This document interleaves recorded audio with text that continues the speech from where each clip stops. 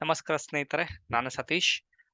ನಂಗೆ ಸ್ವಲ್ಪ ಟೈಮ್ ಸಿಕ್ತು, ಅದಕ್ಕೋಸ್ಕರ ಒಂದು ಸ್ವಲ್ಪ ಚಾರ್ಟ್ಸ್ ನೋಡ್ತಾ ಇದ್ದೆ. ಅದರಲ್ಲಿ ರಿಲಯನ್ಸ್ ಇಂಡಸ್ಟ್ರೀಸ್ನ ಒಂದು ಚಾರ್ಟ್ ಅನಾಲಿಸಿಸ್ ಒಂದು ಸ್ವಲ್ಪ ಆ, ಒಂದು ಲಾಂಗ್ ಟರ್ಮ್ ಅಲ್ಲಿ ಯಾವ ರೀತಿ ಆಗಬಹುದು ಅಂತ ಒಂದು ಎಕ್ಸ್ಪೆಕ್ಟೇಷನ್ ಮಾಡ್ಕೊಂಡು ಮಾಡ್ತಿದ್ದೆ. ಸೊ ಅದು ಅನ್ಕೊಂಡೆ ನಮ್ಮ ಯೂಟ್ಯೂಬ್ ಫ್ಯಾಮಿಲಿಗೆ ಸಹ ಶೇರ್ ಮಾಡೋ ಸ್ವಲ್ಪ ಒಂದು ಐಡಿಯಾ ಬರುತ್ತೆ. ಒಂದು ರಿಲಯನ್ಸ್ ಇಂಡಸ್ಟ್ರೀಸ್ನ ಒಂದು ಚಾರ್ಟ್ ಅನಾಲಿಸಿಸ್ ಅಂತ ತಿಳ್ಕೊಂಡು ಮಾಡ್ತಿದ್ದೀನಿ. ಸೊ ಹೆಂಗ್ ಅನ್ಸುತ್ತೆ ಅಂತ ಕಮೆಂಟ್ ಮಾಡಿ, ಲೈಕ್ ಮಾಡಿ ತಿಳಿಸಿ. ಓಕೆ.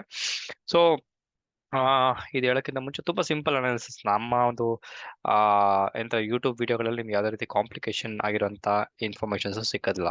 ಆದಷ್ಟು ಎಷ್ಟೇ ಕಾಂಪ್ಲಿಕೇಶನ್ ಇನ್ಫಾರ್ಮೇಶನ್ಸ್ ಇದ್ರೂ ಸಿಂಪ್ಲಿಫೈಡ್ ವರ್ಷನ್ ಮಾಡುವಂತ ಪ್ರಯತ್ನ ನಮ್ಮ ಸೈಡ್ ಯಾವಾಗಲೂ ಇರುತ್ತೆ. ಅದಕ್ಕೋಸ್ಕರ ಈ ಸಿಂಪಲ್ ಅನಾಲಿಸಿಸ್ ಶೇರ್ ಮಾಡ್ತಾ ಇದ್ದೀನಿ. ಸೊ ಶೇರ್ ಮಾಡೋಕ್ಕಿಂತ ಮುಂಚೆ ನೆನ್ಪಿಟ್ಕೊಳ್ಳಿ, ನಾವು ಸೆಬಿ ರಿಜಿಸ್ಟರ್ಡ್ ಅಡ್ವೈಸರ್ಸ್ ಅಲ್ಲ. ನಾವು ಕೊಡುವಂತ ಇನ್ಫಾರ್ಮೇಶನ್ಸ್ ನಿಮ್ಮ ಎಜುಕೇಶನ್ ಮತ್ತೆ ಲರ್ನಿಂಗ್ ಪರ್ಪಸ್ಗೆ ಮಾತ್ರ. ಓಕೆ. ಸರಿ ಸ್ನೇಹಿತರೆ. ಓಕೆ. ಸೊ ಇಂಟ್ರೆಸ್ಟೆಡ್ ಆಪ್ಷನ್ಸ್ ಗೀತ ಸ್ಟ್ರಾಟಜಿಸ್ಟ್ ಆಗಬೇಕು ಅನ್ನೋರು, ಆಪ್ಷನ್ ಸ್ಟ್ರಾಟಜಿಸ್ಟ್ ಆಗಬೇಕು ಅನ್ನೋರು ಕೋರ್ಸ್ಗೆ ಇನ್ಫಾರ್ಮೇಶನ್ ಕಲೆಕ್ಟ್ ಮಾಡ್ಕೊಂಡು ಎನ್ರೋಲ್ಮೆಂಟ್ ಆಗ್ಬೋದು, one time investment. Okay. So ಇದು ಒಂದು ರಿಲಯನ್ಸ್ ಒಂದು ವೀಕ್ಲಿ ಒಂದು ಟೈಮ್ ಫ್ರೇಮ್ ಅನಾಲಿಸಿಸ್ ಸ್ನೇಹಿತರೆ. ತುಂಬಾ ಸಿಂಪಲ್ ಆಗಿ ಒಂದು ಮಾಡಿದ್ದೀನಿ ಅಂತಾನೆ ಹೇಳ್ಬೋದು. ಸೊ ನೀವು ನೋಡ್ಬೋದು, ಆ, ಈ ಒಂದು ಸ್ಟಾಕ್ ಅಲ್ಲಿ ಸುಮಾರು ನ್ಯೂಸ್ಗಳು, ಪಾಸಿಟಿವ್ ನ್ಯೂಸ್ಗಳು ಅಲ್ಲಿ ಇಲ್ಲಿ ಬಂದ್ರೂ ಸಹ ನೋಡ್ಬೋದು, ಈ ಸ್ಟಾಕ್ ಯಾವುದೇ ರೀತಿಯ ಒಂದು ಕಂಪ್ಲೀಟ್ ಅಪ್ ಟ್ರೆಂಡ್ ಆಗ್ಬೋದು, ಡೌನ್ ಟ್ರೆಂಡ್ ಆಗ್ಬೋದು ಆಗಿಲ್ಲ. ಯಾಕಂತ ಹೇಳಿದ್ರೆ ಯಾವ ಯಾವ ನ್ಯೂಸ್ಗಳು ನಮಗೆ ಒಂದು ಫೇಸ್ಬುಕ್ ಅವ್ರು ಇನ್ವೆಸ್ಟ್ಮೆಂಟ್ಸ್ ಮಾಡ್ತಿದ್ದಾರೆ, ಮೈಕ್ರೋಸಾಫ್ಟ್ ಜೊತೆ ಒಂದು ಡೀಲ್ ಆಗ್ತಿದೆ, ಸೊ ಅದ್ರ ಜೊತೆಗೆ ಬಿಗ್ ಬಜಾರ್ ಅಕ್ವಿಸಿಷನ್ ಮಾಡ್ಕೊಂಡ್ರು, ಈ ರೀತಿ ಸುಮಾರು ಇನ್ಫಾರ್ಮೇಶನ್ಸ್ ಬಂದ ಮೇಲೂ ಬರೋಕ್ಕಿಂತ ಮುಂಚೆನೂ stock almost more than 100% return ಕೊಟ್ಟಿದೆ ಅಂತ ಹೇಳ್ಬೋದು. ಅದಾದ್ಮೇಲೆ ನೀವು ನೋಡೋದು ಸುಮಾರು ದಿವಸಗಳಿಂದ ಪ್ರಾಬ್ಲಿ ನೋಡ್ಬೋದು 2021 ಇಂದ ಈ 1800 ಇಂದ 2500 ಒಂದು ಲೆವೆಲ್ ಅಲ್ಲಿ ಒಂದು ಕಚ್ಕೊಂಡಿದೆ ಅಂತ ಹೇಳ್ಬೋದು.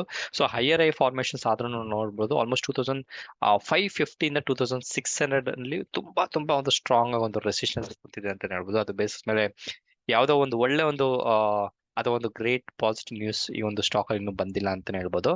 ಸೊ ಅದ್ರ ಜೊತೆಗೆ ನಿಫ್ಟಿಯಲ್ಲಿ ಸಹ ಒಂದು ಹೈ ವೈಟೇಜ್ ಇರುವಂತಹ ಸ್ಟಾಕ್ ಇರೋದ್ರಿಂದ ನಿಫ್ಟಿ ಸಹ ಅಷ್ಟು ಅಪ್ ಮೂವ್ಮೆಂಟ್ ಆಗ್ತಿಲ್ಲ. ಇದು ಒಂದು ರಿಲಯನ್ಸ್ ಅಂಡರ್ ಪರ್ಫಾರ್ಮೆನ್ಸ್ ಅಂತಾನೆ ಹೇಳ್ಬೋದು, ಪರ್ಫಾರ್ಮೆನ್ಸ್ ಇಂದಾನೆ ಅಂತಾನೆ ಹೇಳ್ಬೋದು.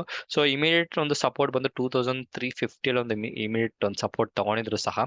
ಸೊ ನನ್ನ ಒಂದು ಎರಡು ಎಕ್ಸ್ಪೆಕ್ಟೇಷನ್, ಒಂದು ಬಂದು ಇದೇ ಒಂದು ಲೆವೆಲ್ ಅಲ್ಲಿ ಸ್ವಲ್ಪ ಏನಾದರೂ ಈ ರೀತಿ ಒಂದು ಹೈಯರ್ ಐ ಫಾರ್ಮೇಶನ್ಸ್ ಆಯ್ತು ಅಂತ ಹೇಳಿದ್ರೆ, ನೆಕ್ಸ್ಟ್ ಬಂದು ಇಲ್ಲಿ ಹೋಗಿ ಸ್ವಲ್ಪ ಇಮಿಡಿಯೇಟ್ ಬ್ರೇಕ್ಔಟ್ ಆಗೋದು ಕಷ್ಟ ಇದೆ. ಸೊ ವಾಪಸ್ ಬಂದು ಈ ರೀತಿ ಬ್ರೇಕ್ಔಟ್ ಆಗುವಂತ ಒಂದು ಹೈ ಪ್ರಾಬಬಿಲಿಟಿ ಇದೆ. ಏನಕ್ಕೆ ಈ ಒಂದು ಪಾಯಿಂಟ್ ಏನಕ್ಕೆ ಹೇಳ್ತಾ ಇದೀನಿ ಅಂತ ಹೇಳಿದ್ರೆ, ಒಂದ್ ನಿಮಿಷ.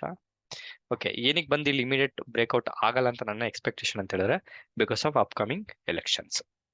ಬಿಕಾಸ್ ಇದೇನಾದ್ರು ಅಪ್ ಟ್ರೆಂಡ್ ಹೋಯ್ತು ಅಂದ್ರೆ ಆಬ್ವಿಯಸ್ಲಿ ನಿಫ್ಟಿ ಸಹ ಅಪ್ ಟ್ರೆಂಡ್ ಹೋಗ್ಲೇಬೇಕಲ್ವಾ. ಅದಕ್ಕೋಸ್ಕರ ಆ ರೀತಿ ಆಗೋದಿಲ್ಲ. ನನ್ನ ಎಕ್ಸ್ಪೆಕ್ಟೇಷನ್ ಅಷ್ಟೇ ಈ ರೀತಿ ಆಗಬಹುದು ಅಂತ. ಇದು ಒಂದು ಪ್ರಾಬಬಿಲಿಟಿ ಇದೆ.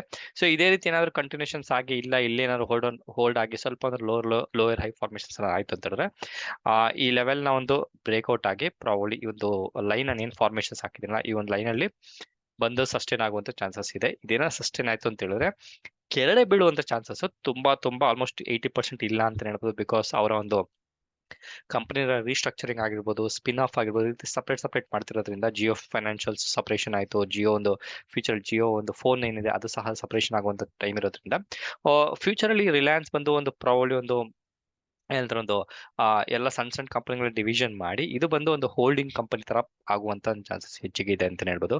ಸೊ ಆಡಿ ಗೊತ್ತು, ಫ್ಯೂಚರ್ ಅಲ್ಲಿ ಮುಖೇಶ್ ಅಂಬಾನಿ ಅವರು ರಿಟೈರ್ಮೆಂಟ್ ಆದ್ಮೇಲೆ ಅವರ ಒಂದು ಮಕ್ಕಳು ಯಾರಿದ್ದಾರೆ ಅವರು ಒಂದು ಟೇಕ್ ಕೇರ್ ಮಾಡೋದ್ರಿಂದ ಈಗಿನ ಒಂದು ಒಳ್ಳೆ ಒಂದು ಪ್ಲಾನಿಂಗ್ ನ ಮಾಡ್ಕೊಂಡು ಎಲ್ಲ ಒಂದು ನಂತರ ಒಂದು ಮಕ್ಕಳುಗಳಿಗೆ ಯಾವ್ಯಾವ ಬಿಸ್ನೆಸ್ ಗಳು ನೋಡ್ಕೋಬೇಕು, ಹೆಂಗೆ ಏನಂತ ಒಂದು ಒಳ್ಳೆ ಒಂದು ಫೌಂಡೇಶನ್ ಬಿಲ್ಡ್ ಮಾಡ್ತಿದ್ದಾರೆ ಅಂತ ಹೇಳ್ಬೋದು ಮುಖೇಶ್ ಅಂಬಾನಿ ಅವರು.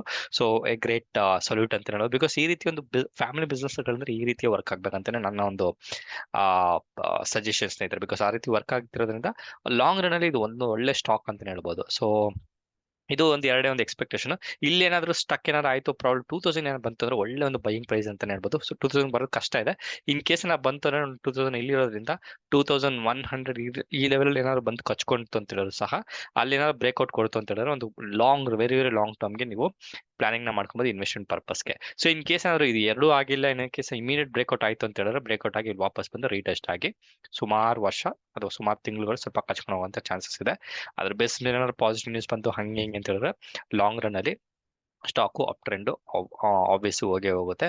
ಸೊ ಅದಾದ್ಮೇಲೆ ಈ ಸ್ಟಾಕ್ ಏನಾದ್ರು ಕಂಪ್ಲೀಟ್ ಆಗಿ ಹೇಳಿದ್ರೆ ಸಣ್ಣ ಸಣ್ಣ ಕಂಪನಿಗೆ ಸ್ಪಿಟ್ ಆಗಿ ಸ್ಪಿನ್ ಆಫ್ ಅಂತ ಕರೀತಾರೆ. ಆ ರೀತಿ ಏನಾದ್ರು ಆಯ್ತು ಅಂತ ಹೇಳಿದ್ರೆ ಈ ಸ್ಟಾಕ್ ನ ವ್ಯಾಲ್ಯೂ ಸಹ ಕಡಿಮೆ ಆಗ್ತಾ ಹೋಗುತ್ತೆ. ನೋಡೋಣ ಯಾವ ರೀತಿ ಹೆಂಗ್ ವರ್ಕ್ ಆಗುತ್ತೆ, ನಮಗೂ ಫಂಡಮೆಂಟಲ್ ಅಷ್ಟು ಗೊತ್ತಿಲ್ಲ.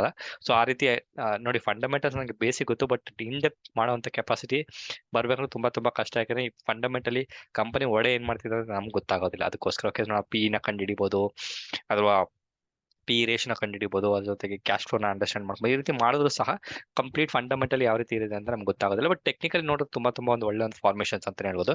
ಇನ್ ಕೇಸ್ ಏನಾದ್ರು ನಾವು ಫಸ್ಟ್ ಏನ್ ಟಾರ್ಗೆಟ್ ಮೀನ್ ಅನಾಲಿಸಿಸ್ ಕೊಟ್ಟಿದ್ದಾರೆ ಅದೇನಾದ್ರು ಬ್ರೇಕ್ಔಟ್ ಆಯ್ತು ಅಂದ್ರೆ, ಆ ರೀತಿಯ ಫಾರ್ಮೇಷನ್ಸ್ ಆಯ್ತು ಅಂತ ಹೇಳಿದ್ರೆ ಅದ್ರ 3500 ಗಂಟ ನೆಕ್ಸ್ಟ್ ಇಯರ್ ಎಂಡ್ ಅಲ್ಲಿ ಈ ಒಂದು ಸ್ಟಾಕ್ 3500 ಹೋಗುವಂತ ಚಾನ್ಸಸ್ ಇದೆ ಅಂತ ನೋಡಬಹುದು. ಓಕೆ, 100% ಅಂದ್ರೆ 100% ಯಾರು ಹೇಳಕ್ ಬರೋದಿಲ್ಲ. ಇದು ಪ್ಯೂರ್ಲಿ ಟೆಕ್ನಿಕಲ್ ಅನಾಲಿಸಿಸ್. ಈ ರೀತಿ ಇನ್ ಡೆಪ್ತ್ ಅನಾಲಿಸಿಸ್ ನೀವು ಕಲಿಬೇಕು, ಹೆಂಗೆ ಏನು ಯಾವ ರೀತಿ ಅಂತ ಹೇಳಿದ್ರೆ ನಮ್ಮ ಅಡ್ವಾನ್ಸ್ ಟೆಕ್ನಿಕಲ್ ಅನಾಲಿಸಿಸ್ಗೆ ನೀವು ಜಾಯ್ನ್ ಆಗ್ಬೋದು. ಆ ಒಂದು ಟೆಕ್ನಿಕಲ್ ಅನಾಲಿಸಿಸ್ ಕಲ್ತ್ರೆ ಆ ಸೇಮ್ ಲಾಜಿಕ್ನ ನೀವು ಎಲ್ಲಾ ಸ್ಟಾಕು, ಫ್ಯೂಚರ್ಸು, ಆಪ್ಷನ್ಸು, ನಿಮ್ಮ ಒಂದು ಕ್ರಿಪ್ಟೋ ಕರೆನ್ಸಿ ಮತ್ತೆ ಕ್ರೂಡ್ ಆಯಿಲು, ನ್ಯಾಚುರಲ್ ಗ್ಯಾಸ್ ಎಲ್ಲದರಲ್ಲೂ ಸೇಮ್ ಲಾಜಿಕ್ನ ಅಪ್ಲೈ ಮಾಡಬಹುದು. Because concept remains the same ಅಂತ ಹೇಳ್ತಾ ಮತ್ತೊಂದು ವಿಡಿಯೋದಲ್ಲಿ ಮೀಟ್ ಮಾಡ್ತೀನಿ ಸ್ನೇಹಿತರೆ. ಸೊ ಅಲ್ಲಿವರೆಗೂ ನೆನ್ಪಿಟ್ಕೊಳ್ಳಿ, ಫ್ರೆಂಡ್ಸ್ ಜೊತೆ ಶೇರ್ ಮಾಡೋದನ್ನ ಮರಿಬೇಡಿ ಅಂತ ಹೇಳ್ತಾ ಅಲ್ಲಿವರೆಗೂ ನಾನು ಸತೀಶ್, ಟೇಕ್ ಕೇರ್ ಮತ್ತೆ ನಮಸ್ಕಾರ.